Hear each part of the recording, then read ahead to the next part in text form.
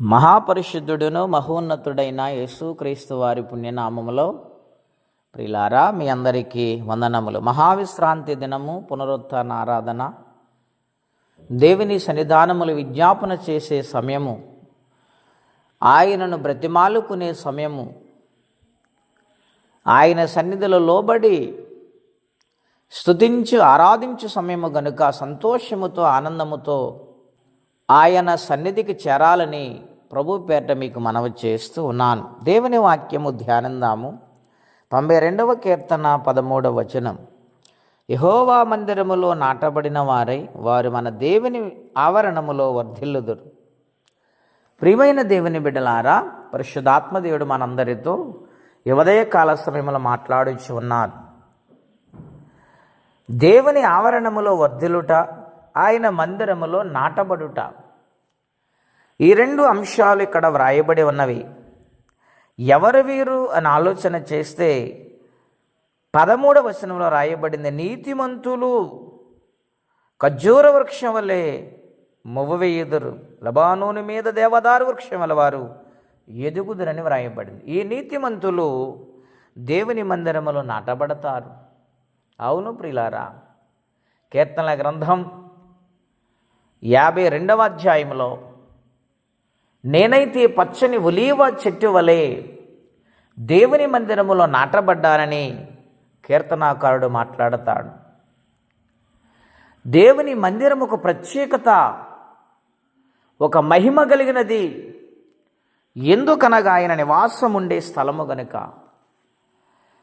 ఆయన మన విజ్ఞాపన ఆలకించే స్థలము గనుక, పాపి అయిన మానవుడు పరిశుద్ధుడైన దేవుని కలిచే స్థలమే దేవుని మందిరం.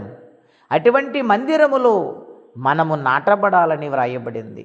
ఒక ఒలీవ చెట్టు వలె మనము నాటబడినప్పుడు దినదినము ఫలించులాగున దేవుడు కృపా సహాయం అనుగ్రహిస్తారు.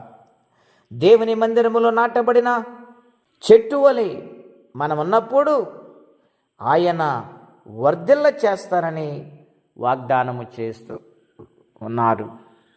ప్రియ దేవుని బిడ్డలారా, ఆయన మందిరములో నాటబడుతున్నామా? దేవుని మందిరము మాట వినేటప్పటికీ మనస్సు ఆనందము కలుగుతుందా?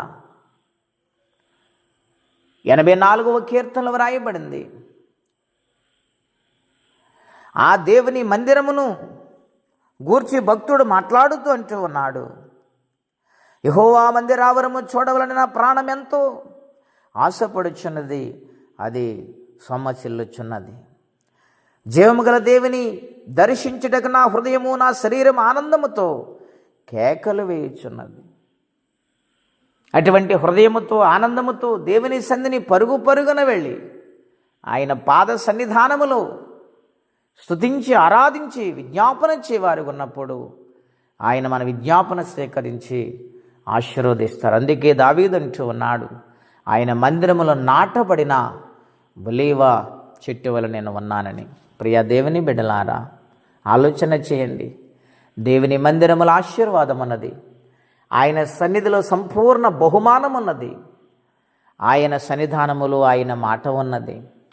కనుక ఆయన సన్నిధిలో ప్రతి ఒక్కరూ కూడా ప్రణమిల్లి ఆయనను ఘనపరిచి వారు ఉన్నప్పుడు కుటుంబానికి క్షేమము, బిడ్డలకు క్షేమము, పరిస్థితులన్నిటినీ మార్చగల దేవుడు ఆయనే.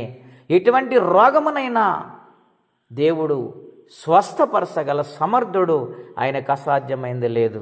గనుక దేవుని మందిరానికి సంపూర్ణముగా హృదయాన్ని సమర్పించుకొని ఆయన సన్నిధానములు ప్రార్థించేవారిగా దీవెనలు పొందుకునే వారు ఉండాలని, ఆయన రాజ్యమునికి వారసులుగా మారాలని ప్రభు పేరిట మనవి చేస్తే మాటలు ముగిస్తూ ఉన్నాను.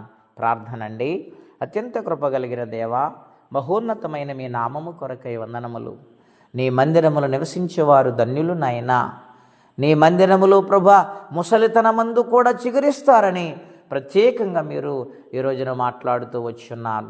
రెండవది, నేను వర్ధిల్ల చేస్తానని మీరు మాట్లాడుతూ వచ్చున్నారు. కనుక నీ మందిరములోనైనా సంపూర్ణంగా లోబడి స్తుతించి ఆరాధించి ప్రార్థించేవారిగా మా జీవితాలను ప్రభా మీరు బలపరచమని ఎవరి కష్టముల బాధలు ఇబ్బందుల్లో ఉన్నారు వారికి నీ సహాయం పంపించమని, ఈ దినము దీవెనకరంగా మార్చమని యేసుక్రీస్తు వారి పుణ్యనామములో ప్రార్థించి స్తుతించి ఘనపరిచి వేడుచున్నాము తండ్రి. ఆమెన్. దేవుడు దీవించునుగాక. ఆమెన్.